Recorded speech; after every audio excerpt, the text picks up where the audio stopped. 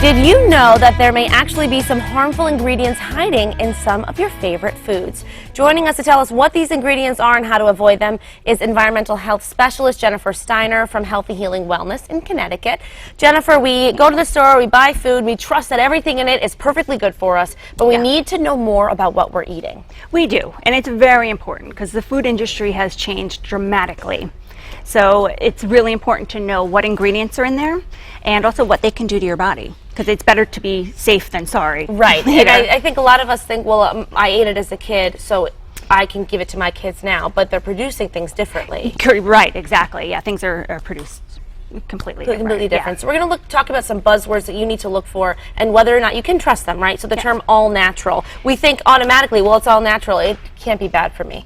Right, it's a marketing term. That's all it is. There's no agency overlooking that at all.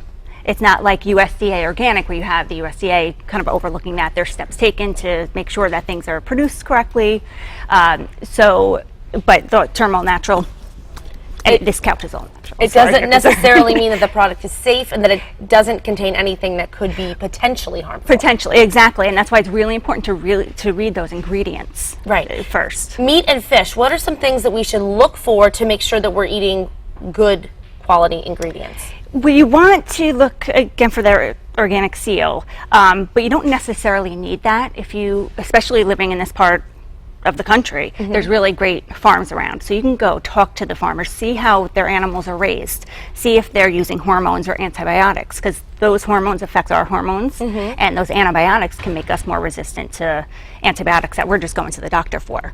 So it's best, talk to those farmers, wherever you're buying your meat, ask questions if there's hormones, antibiotics in it. Or if it's organic, then you know that it's... Then you know it's definitely going to be safer. They're not going to be feeding grain that's going to contain the antibiotics. Okay, got it. So you need to know what's in that. Talk about water. Water is something we kind of don't really necessarily think of, right? It's another thing we think that may be safe, but what we can do, I mean, there's all different contaminants that they use in our water, whether we have city water, and if we have a well, it could be just runoff from local farms even.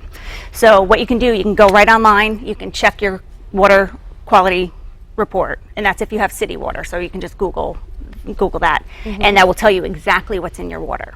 So there's typically like fluoride and chlorine in city water, and then from there you can buy the appropriate filter. So if you have a well, you can actually call someone local, they can test that water, and again buy the appropriate filter. If you only have a few contaminants, you don't need a whole house filter, it's overkill.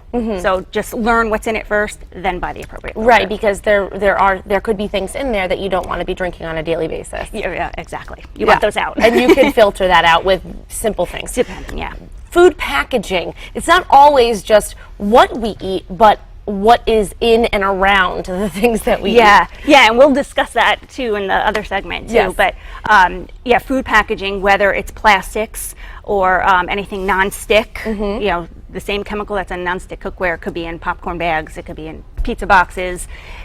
It all can affect hormones. Okay, so we're going to leave it at that. We'll talk about that a little bit later in the show. We'll be back with you. We're also going to talk about hidden ingredients that can cause weight gain, can lead to weight gain, things we may not have ever even thought about. So we'll be back with you, Jennifer Steiner, to talk about that in just a bit. Thank you.